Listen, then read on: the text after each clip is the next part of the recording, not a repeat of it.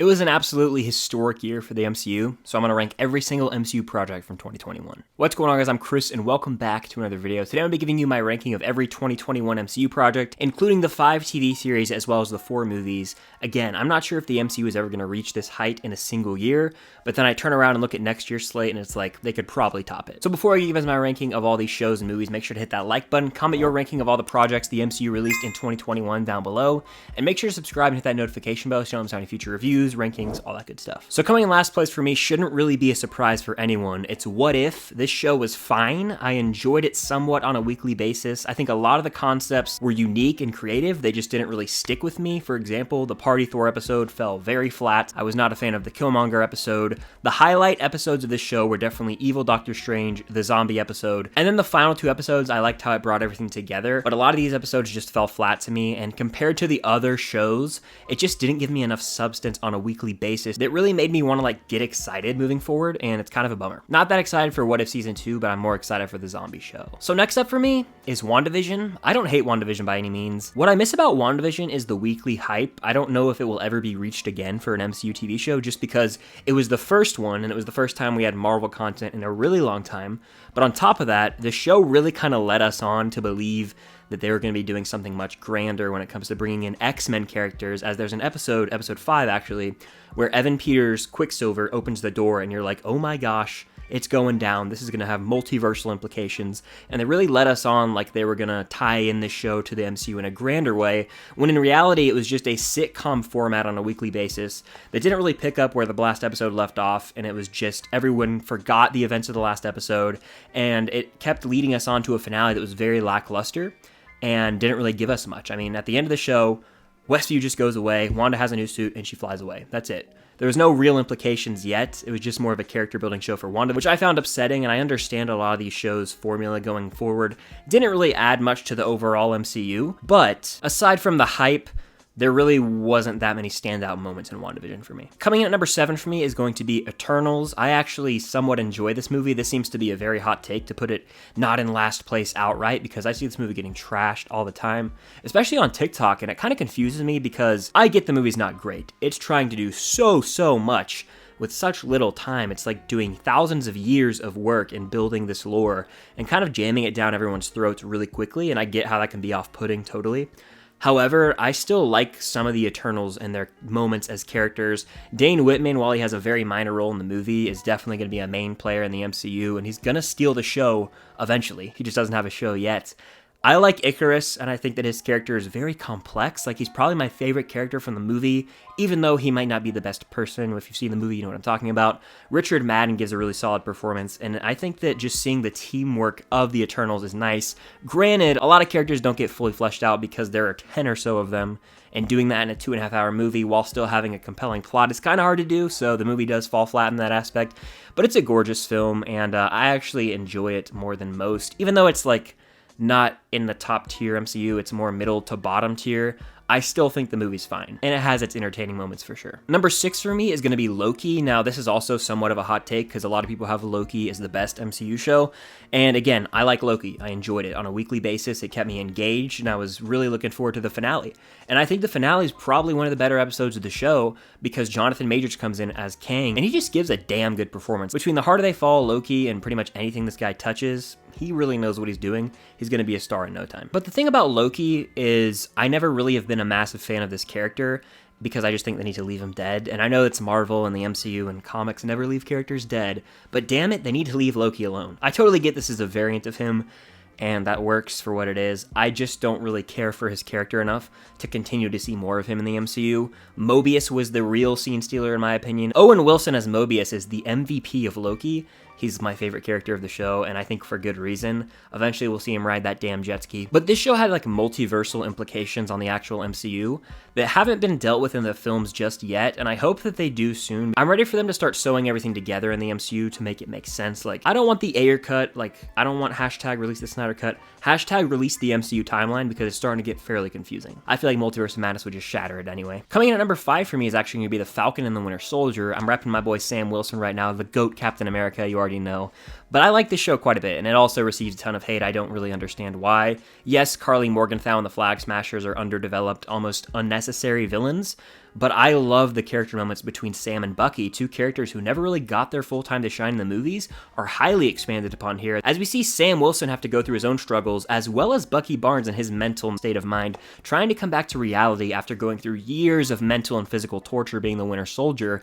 They have some very great character moments here, the action's a ton of fun, and the character of John Walker might just be one of the better characters in the show, as he's set up to be such an unlikable antagonist presence, but he has a nice little redemption arc by the end of the show. This show gives us one of the more brutal MCU moments when John Walker smashes a man's chest in on live television, and on top of that, it actually is a highly relevant show that portrays the struggles of certain groups of people in America today. Like the scene where the two cops stop Sam Wilson and then Bucky's like, seriously, do you know who this is? That's a powerful scene, and it's something that would happen in real life. I'm glad this show feels like something that is actually realistic in the US today. Also, when Sam Wilson finally became Captain America and was donning that new suit, it was one of the most badass entrances in the MCU.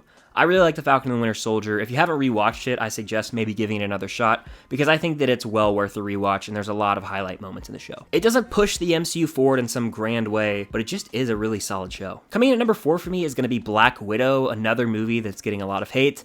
I enjoy this one quite a bit. I am very aware of how awful the villains are. Dreykov is just a total miss, but even worse is the way they handled Taskmaster. I mean, that was just a complete L from start to finish.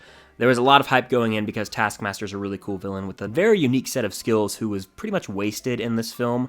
But what I love about Black Widow is the relationship between Yelena and Nat.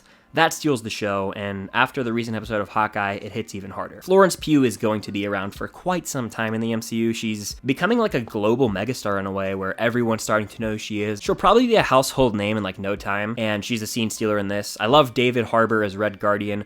His relationship with Yelena is also a big highlight. The song American Pie slaps. I'll never be able to listen to it without thinking of Black Widow again. In a way, this is a comfort movie. I saw it twice in theaters and once on Disney+, so I've seen the movie 3 times, and it's just one that I have so much fun with.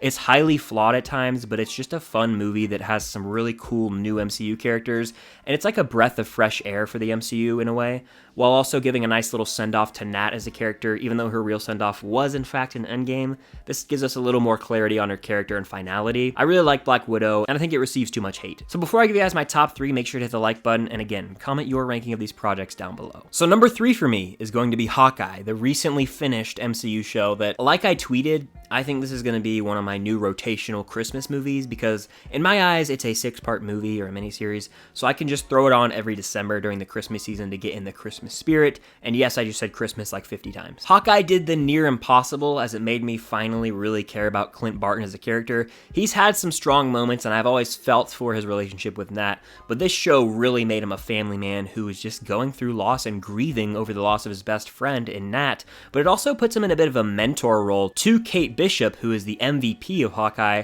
Haley Steinfeld is the queen, and she absolutely crushes it in the role as Kate Bishop, but she's such a relatable MCU character, and dare I say, the most relatable MCU character, because she's 22, 23 years old, and I just turned 22, so seeing a younger MCU character get such a prominent leading role in an MCU project hits home. I love the way that Clint and Kate's arc comes full circle by the end of the show, as Clint doesn't really want anything to do with Kate, because Kate's kind of just this mega fan who's trying to be a hero, but by the end of it, he acknowledges that she has made him a better person, and that she has been his partner and really helped him through some tough times. The show also gives us more Yelena content, which I'm never going to complain about. I can't wait for the duo of Kate and Yelena moving forward. I'm waiting for Marvel to announce their movie or show any day now. And there's a lot of great action sequences here. The Christmas vibes are immaculate. We also get more Kingpin from the Daredevil show in a very minor role, but he does show up. And we also get the new character Echo, who's getting her own show moving forward. So Hawkeye really does just give us a sweet little Christmas story while delivering some really nice action and character building moments. It's not groundbreaking, and I see a lot of people have kind of turned on Hawkeye just because of the finale, but I love the show, and it's my favorite of the MCU shows by far. It's the most wonderful time of the year. So my top 2 should come as no surprise if you've been following the channel all year, but number 2 for me, my runner-up, is going to be ShangChi and the Legend of the Ten Rings.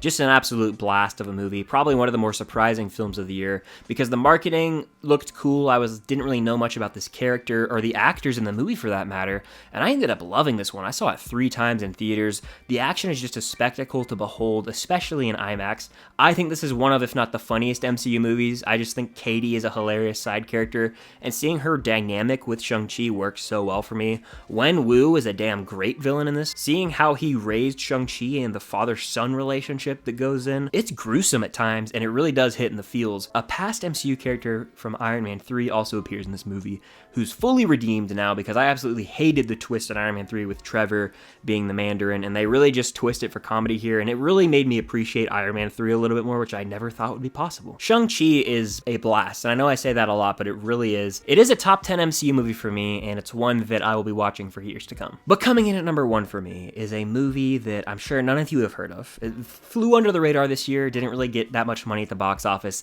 and that is Spider-Man No Way Home. I couldn't even say it with a straight face. This is the event of a lifetime. It's rare that movies like this come around. Endgame is the second closest thing, like the Infinity Saga with Infinity War to Endgame. But Spider-Man No Way Home is special. It is the culmination of so many various elements that make me love Spider-Man.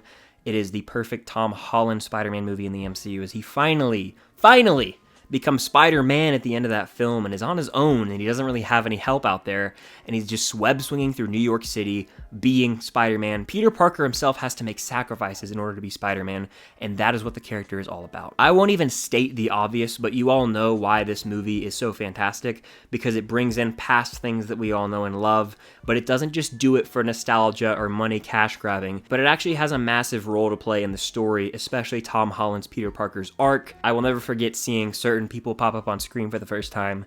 The villains from past franchises are brought back, and it is magnificent.